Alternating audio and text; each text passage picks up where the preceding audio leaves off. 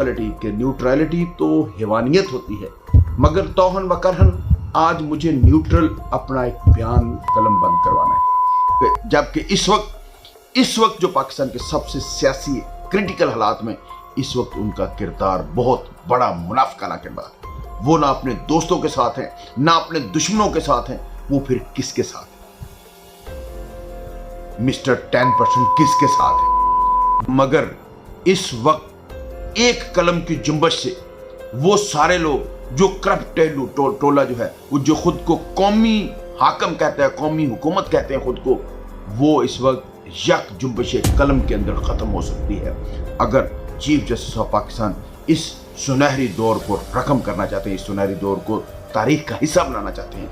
तो बिस्मिल्लाहिर्रहमानिर्रहीम। पाकिस्तान और दुनिया भर में देखने वाले और सुनने वाले मेरे दोस्त अहबाब को सुल्तान कादर अल्ताफ़ का बहुत सलाम। मेरे हाज़रीन, इस वक्त मुल्क की हालात, सियासी आइनी हालात बहुत ज़्यादा तारीख़ के तालिब इल्मों के जहन में, आइन के तालिब इल्मों के जहन में, कानून के तालिब इल्मों के जहन में बहुत ज़्यादा सवालात पैदा कर रही है कि पाकिस्तान में अब ये आइनी बहरान क्या शक्ल इख्तियार करेगा।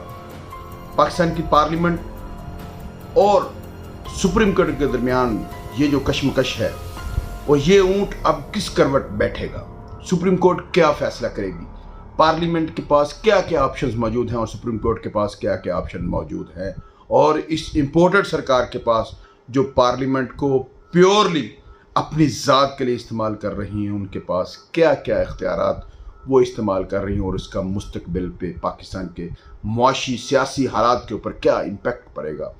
आइए उसके ऊपर हम देखते हैं। आल दो कि मेरा एक पॉलिटिकल जमात से ताल्लुक़ है, पाकिस्तान तहरीक इंसाफ से, लेकिन मैं आज थोड़ी सी न्यूट्रल राय, आल दो जनरल हमीद गुल रिटायर्ड, अल्लाह मियाँ करवट उनको रहमत नसीब करे, उनके नज़दीक neutrality is a Ross quality कि न्यूट्रलिटी तो हैवानियत होती है, मगर तौहन व करहन आज मुझे न्यूट्रल अपना एक बयान कलम बंद करवाना है। कुछ दिन कबल 1, 2, 3, 4, 5 दिन वकला ने सुप्रीम कोर्ट के बाहर काफ़ी ज़्यादा इजहार यकजहती किया चीफ जस्टिस ऑफ पाकिस्तान के साथ, सुप्रीम कोर्ट ऑफ पाकिस्तान के साथ, और फिर उसके बाद एक कामयाब गोल मेज़ कॉन्फ्रेंस पाकिस्तान के टॉप वकला ने, जिसको लीड कर रहे थे एतजाज़ अहसन साहब और सरदार लतीफ़ खोसा साहब, उसको लीड कर रहे, और भी बड़े लीडिंग लॉयर थे, यंग लॉयर भी थे, बड़े बड़े रिटायर्ड जस्टिस साहबान थे, और वकालत की दुनिया में जिनका नाम था, बहुत अजीम वकला उसमें मौजूद थे। कुछ की राय के साथ मेरा इत्तेफाक था बतौर तालिब इल्म, कानून के तालिब इल्म, कुछ के साथ मेरा इत्तेफाक नहीं था। कुछ ने तारीख़ की बातें थोड़ी मैनिपुलेट अंदाज में बात करने की कोशिश की, जिनके साथ मेरा इख्तलाफ मौजूद है।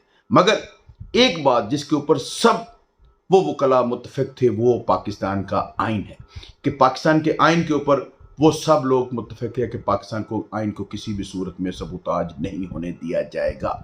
और वो गोल बेस्ड कॉन्फ्रेंसेस अब वो उसका दायरा कार वसी कर रहे हैं, वो उसको KPK में ले जा रहे हैं, पेशावर में बहुत बड़ी कॉन्फ्रेंस कर रहे हैं, सिंध में, कराची में, सखर में बहुत बड़ी जो है ना गोल बेस्ड कॉन्फ्रेंसेस कर रहे हैं, और जितने भी हाई कोर्ट के बेंचेस हैं वहाँ पर भी वो बहुत बड़ी कॉन्फ्रेंसेस इसी तरह गोल बेस्ड वहाँ के जो लीडिंग लायर्स हैं वो उनको साथ मिलाकर वो वहाँ पे प्रेस कॉन्फ्रेंसेस और अपना एक लीगल पॉइंट ऑफ व्यू देना चाह रहे हैं। बहावलपुर है, जिसमें मुल्तान है, और इसी तरह DG खां है, और इसी तरह इस्लामाबाद है, रावलपिंडी है, और बलोचिस्तान में भी वो प्रोग्राम करना चाह रहे हैं।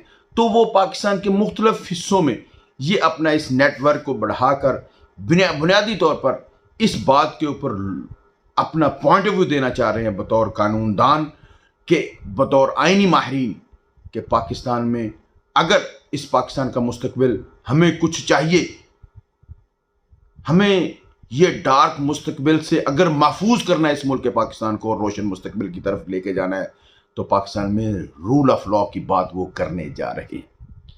न्यूट्रलिटी की बात मैंने इसलिए की कि कुछ लोगों ने और कुछ वकला ने और कुछ सियासत के जो तहकीकात या तारीखदान हैं, उन्होंने जो इस वक्त के सियासी हालात के ऊपर तजिया पेश किया कि اب کہیں بیٹھ کر اس کے اوپر تھرڈ وے نکالنا چاہیے, تھرڈ آپشن نکالنا چاہیے. ایک سٹنگ ارینجمنٹ ہونی چاہیے, جس طرح جماعت اسلامی اس وقت کوشش کر رہی ہے کہ وہ ان جو اس وقت حالات میں ایک آل پارٹیز کانفرنس منعقد کرنے جا رہی ہے.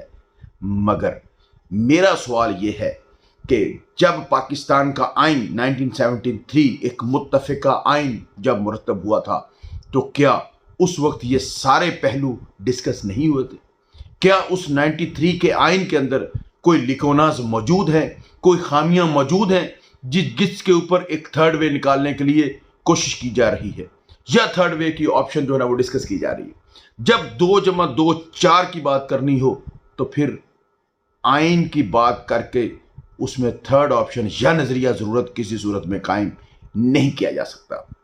اگر 2 اور 2 5 کرنی ہو تو پھر ہم کہہ سکتے ہیں کہ ہم تیسری آپشن, ایک تھرڈ آپشن, ایک درمیانی راستہ نکالنے کی کوشش کریے. واٹ از دس؟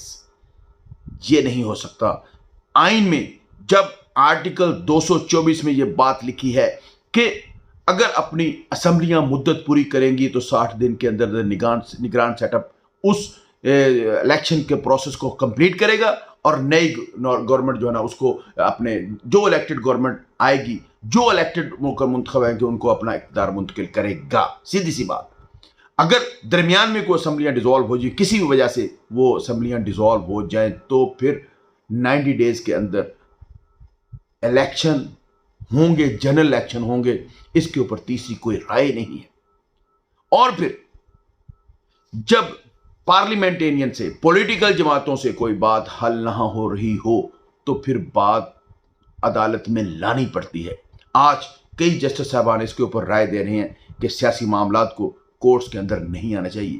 بھی کورٹس کے اندر معاملات نہیں اگر آئیں گے, اگر کورٹس نہیں ہوں گی تو آئین کا دفاع کیسے ہوگا؟ تو فنڈامنٹل رائٹس, بنیادی حقوق کا تحفظ کیسے ہوگا؟ اگر ایک ادارہ, وہ جو انکمپلیٹ نامکمل ادارہ پارلیمنٹ ہے, وہ اگر غلط طور پر کاؤنٹر بلاسٹ قانون سازی کرنے کے اوپر تلا ہوا ہے, تو پھر اس کو لیگلائز, لیجیٹیمیٹ انداز میں کس نے دیکھنا ہے؟ وہ کورٹ نے دیکھنا ہے. وہ کورٹ, سپریم کورٹ کا یہ واضح اختیار ہے 190 آرٹیکل کے اندر کہ تمام ادارے, انکلوڈنگ پارلیمنٹ, انکلوڈنگ انتظامیہ, انکلوڈنگ جتنے بھی انسرام والے ادارے ہیں, وہ سارے کے سارے ادارے جو ہے نا وہ سپریم کورٹ کے آرڈر کی کمپلائنس کرنے کے پابند ہیں. میں ایک تاریخ کا طالب علم اور قانون کا طالب علم کے ناطے موجودہ حالات جو مسلم لیگ نون کے پاس, جو پیپلز پارٹی کے پاس بہت سارے, پیپلز پارٹی کا رول اس وقت ڈوئل رول ہے. وہ دو دھاری تلوار ہے. وہ ایک طرف نون لیگ کو مزید ناکام کرنا چاہ رہی ہے اور بہت حد تک وہ اپنے مقصد میں کامیاب ہو چکی ہے.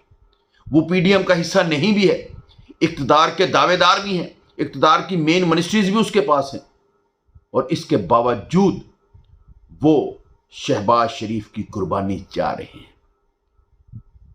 مگر وہ جو پلاننگ کر کے بیٹھے ہیں, اس پلاننگ کے اوپر بھی ایک اقتدار کی اور ایک ایسی پلاننگ جو کہ فطرت کی پلاننگ ہے, جو اللہ رب العزت کی پلاننگ ہے, وہ سب سے بڑی پلاننگ ہوتی ہے. میری اس وقت سامعین سے, حاضرین سے, جو سننے والے میرے دوست احباب ہیں, ان سے میری یہ ہمبل سبمیشن ہے کہ پیپلز پارٹی کے کردار کو آپ نے بڑا ہی واضح انداز میں اپنے ذہنوں میں رکھنا ہے, اپنے دل میں رکھنا ہے.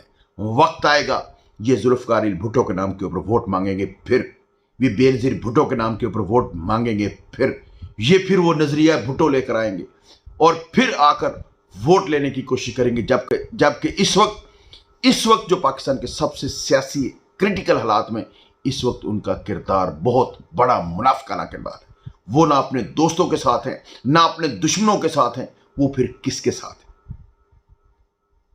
مسٹر 10% کس کے ساتھ ہے, جو آئے روز ایک مبینہ بیانیے کے ساتھ, ایک مبینہ انداز میں یہ بات بڑی ہی عام ہے کہ پیسوں کی لانچز جو ہے وہ بھر بھر کے بیرون ملک جائی جا رہی ہے.